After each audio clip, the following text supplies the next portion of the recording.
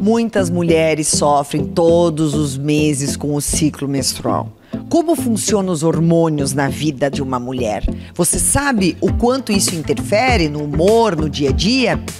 Está aqui conosco a doutora Júlia Piovesan, que vai falar pra gente da importância desta questão hormonal e também quando a mulher entra na menopausa. Fique ligado que nós vamos falar hoje sobre hormônios à flor da pele.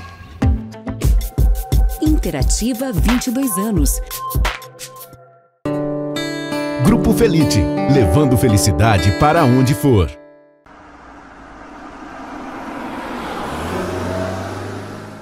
Recreando, espaço interdisciplinar de aprendizagem.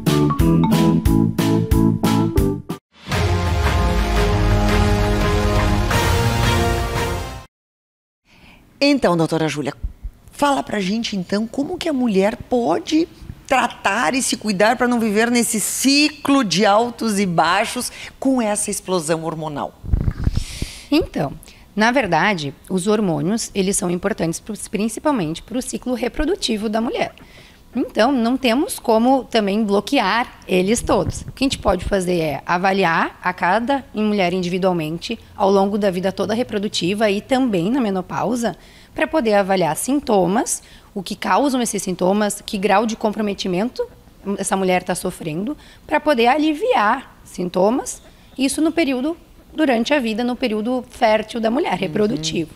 Agora, após a menopausa, temos também que avaliar individualmente, porque são sintomas muito variados, alguns têm um peso maior, com relação à frequência em que acontecem, em comprometimento da qualidade de vida. Algumas mulheres passam praticamente ilesas, quase não têm sintomas nenhum, enquanto outras acabam sofrendo muito, e também os tratamentos deles devem ser individualizados. Tá, vamos por partes então. Quais são os sintomas então dessa pré-menopausa? Um dos primeiros sintomas é a insônia. Então, dificuldade de ter um sono bem regulado, né? E chama atenção porque isso também não é muito falado e é muito frequente. Os famosos calorões, né, as ondas de calor, os fogachos, também são sintomas bem prevalentes e, inclusive, a gente tem cada vez mais estudos mostrando que as mulheres que sofrem com calorões na menopausa acabam tendo um risco cardiovascular aumentado. Então, tem risco maior de ter doenças metabólicas e doenças cardíacas, risco de infartar, de ter derrame. Então, também um outro dado importante para a gente poder tratar essas mulheres. Mas elas já estando na menopausa. O tratamento? Não. Esses fogachos, esses riscos cardiológicos. Mesmo no período pré, pode acontecer. Na verdade, é muito individual, tá? Mas vamos falar de todas as possibilidades. Algumas mulheres, no período inicial pré-menopausa, porque nesse pré-menopausa é uma oscilação hormonal muito grande. Então, tem mulheres que têm sintomas que podem se assemelhar com sintomas pré-menstruais. Tem mulheres que realmente já começam a ter algum sinal já mais no próximo da menopausa, de fato, porque a menopausa é a última menstruação. Né? Esse período todo dessas variações até chegar o corpo se preparando, perdendo, diminuindo os níveis hormonais, até chegar a menopausa, que é a última menstruação. E nesse período pode sim ter alguns outros sintomas, que geralmente são os mais frequentes, esses que também vão sentir na menopausa. Tá. E qual é a idade, assim, aproximada que a mulher entra na menopausa? Em torno dos 50 anos. Sabemos aí que tem mulheres que entram na menopausa um pouco depois, outras um pouco antes. Então, entre 45 e 50, nós temos uma definição de uma menopausa precoce, que também merece tratamento, a gente pode falar um pouquinho depois mais a respeito, mas assim, antes dos 40 anos. Entre os 40 e 45 a gente chama de uma menopausa cedo, e depois dos 55 uma menopausa tardia. Então vamos supor que entre 45 e 55 anos a maioria das mulheres deve entrar na menopausa. E o que acontece com a mulher quando ela entra precocemente na menopausa? Importante, a gente tem receptores ao longo do nosso corpo inteiro, onde os principais hormônios da mulher, que são o estrogênio e a progesterona, eles agem, então não agem apenas lá no ciclo reprodutivo, só para a menstruação, e tanto do ponto de vista cognitivo, então risco de demências, risco de osteoporose, que também é uma coisa muito frequente, muitas vezes não é atrelada ao período menopausal, né? Então, quem é mulher que entra na menopausa precoce, seja por algum tipo de cirurgia que precisou envolver os ovários, ou algum tipo de tratamento medicamentoso, por exemplo, quimioterapias, que acabam induzindo uma menopausa precoce, elas se beneficiam, claro, que se tiverem, se não tiverem nenhuma contraindicação, né, ou nenhuma proibição de usar, acabam se beneficiando do ponto de vista osteomuscular, do ponto de vista cardiovascular também. Então, é o corpo inteiro, na verdade, que vai sofrer com essa menopausa precoce. A pele, cabelo, tudo isso também. Né? E quando a mulher entra precocemente, o que ela precisa fazer, então, para evitar esses danos? Importante, procurar um profissional que seja capacitado e que saiba lidar, porque geralmente precisamos tratar. Como eu falei, as mulheres que não têm nenhuma contraindicação, elas devem receber tratamento hormonal e individualizado, porque não é apenas o uso de uma terapia hormonal como se fosse para a mulher, já na menopausa, com 50 e poucos anos. Porém, ela deve procurar, assim, um atendimento preferencialmente endocrinológico para poder avaliar riscos e qual vai ser o melhor tratamento, porque dentro desses tratamentos nós temos várias opções. É porque existe uma corrente dentro da medicina que fala muito dos perigos, né? Sim. Dessa reposição hormonal sem uma indicação adequada. Exato. Uma delas é o próprio câncer de mama, né? Que teve uma época que todas as mulheres começaram a fazer essa reposição para evitar esses fogachos, essa oscilação de humor e tudo mais, a libido, que eu quero que tu fale um pouquinho também, mas ocasionou vários casos, né, de câncer de mama. Então, eu gostaria que tu falasse também um pouquinho sobre essa questão, né, do câncer de mama e a reposição hormonal. Perfeito. Então, os tumores na mama, alguns deles têm relação hormonal e, por isso, quando teve um boom de tratamentos, acabaram tendo um maior número de casos. E, com isso, maior número de tumores e esse medo todo envolvido. Por isso que tem que ser feita uma avaliação individual para ver dos riscos dessa mulher. E, mesmo assim, a mulher em uso, que não tenha contraindicação e venha usar, né, que venha usar o tratamento hormonal, ela precisa manter um acompanhamento rigoroso. Porque a gente não sabe o que vai acontecer, tem riscos. Por isso também que as indicações não é porque a mulher entrou na menopausa que ela merece ou tem de receber.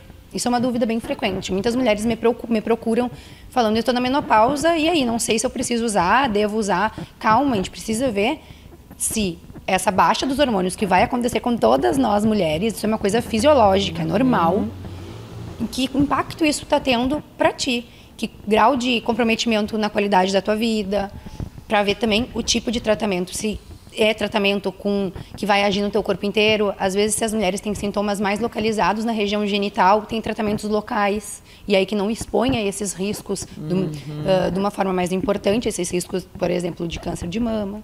Então, tem que ter indicação, não deve ser indiscriminado. A gente tem visto também uma outra corrente de um uso bem indiscriminado de hormônio, exatamente pelo que tu comentaste, muitas vezes pela questão da libido. A mulher, cada vez mais, tem tido, né, ao longo das últimas décadas, mais liberdade,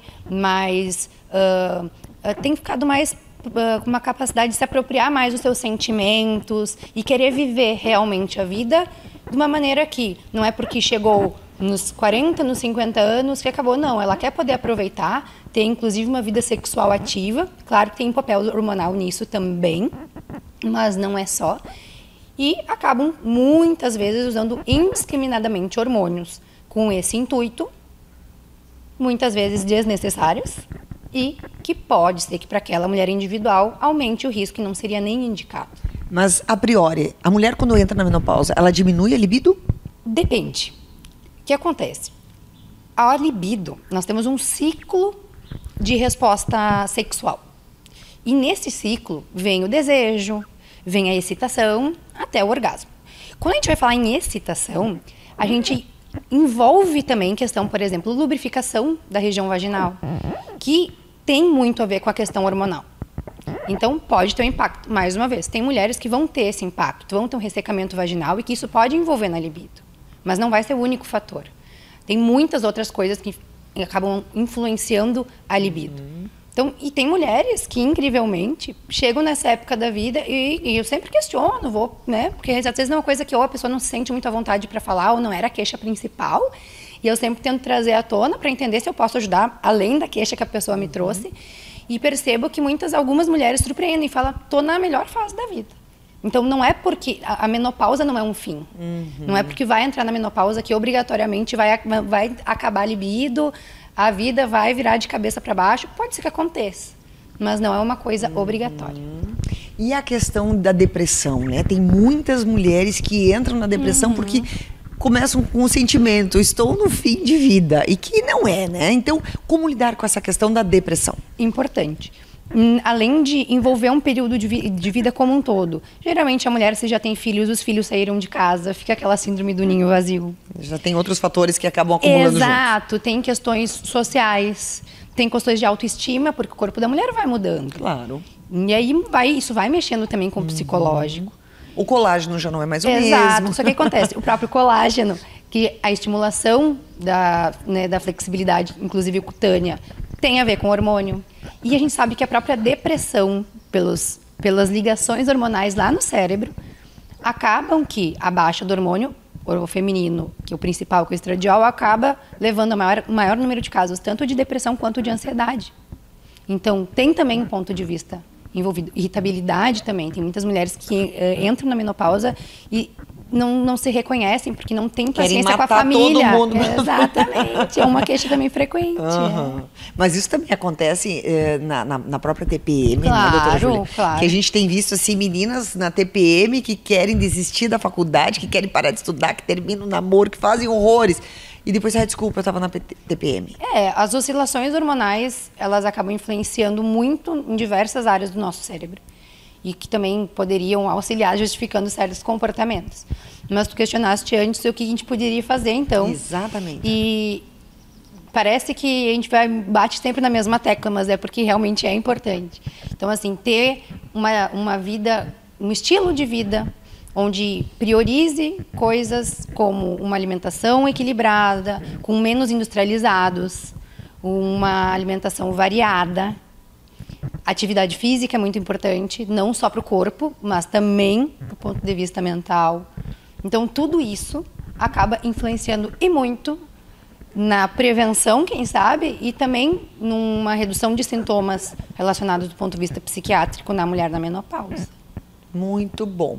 E um outro assunto que às vezes as pessoas perguntam, doutora Júlia, essa questão da mulher que está engravidando mais tarde, né? Quais são os riscos? Quais são os riscos dessa gravidez tardia? Acredito que cada vez a gente vai ver mais isso e com o tempo a gente vai ter melhores evidências, tá?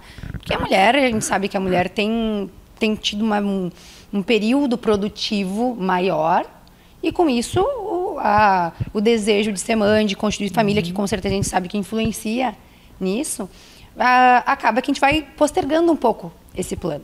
Então, cada vez mais acredito que a gente vai ver mais casos. Mas a gente sabe, e aí vou falar o que tange assim, o meu conhecimento para não invadir o espaço dos colegas ginecos, mas com certeza a gente sabe que as gestações a partir de uma certa idade têm mais riscos, a gestação em si. Agora, o que vai acontecer com essas crianças, se vai ter algum impacto negativo por conta da idade da mãe, não, eu particularmente não sei se temos alguma evidência maior nisso. O principal que eu diria é, por mais que engravide mais tarde, um estilo de vida equilibrado. Se a gente engravidar jovem e ter numa mulher que tem uma vida desregrada, o impacto provavelmente vai ser muito mais negativo, claro. Vai ser muito maior do que numa mulher com 50 anos ou próximo disso que tem um estilo de vida interessante. Né? Não, eu digo do ponto de vista hormonal mesmo, né? O hormônio, um óvulo, que é um óvulo também já mais velho. Eu digo do ponto de vista físico mesmo, independente do estilo de vida, né? No geral, se a mulher engravidou, é porque por mais que às vezes ela esteja num período onde os hormônios oscilem para estar a caminho da menopausa, se ela engravidou é porque o corpo ainda tem hormônios o suficiente para manter uma gestação, no geral, para ter, para desenvolver aquela gestação. Do ponto de vista hormonal, não tem maiores impactos. Ai, que ótimo. Muito bem. Então, doutora Júlia, muito obrigada por essas informações valiosas.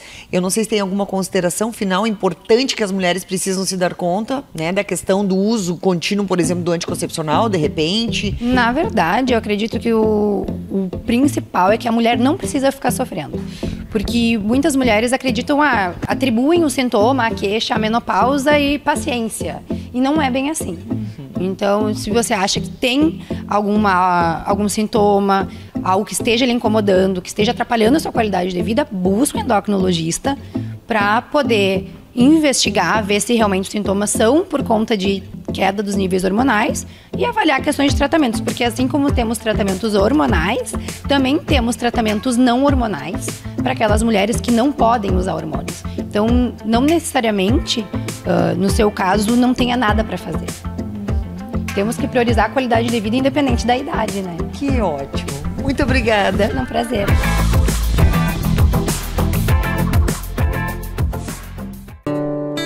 Grupo Felite, levando felicidade para onde for.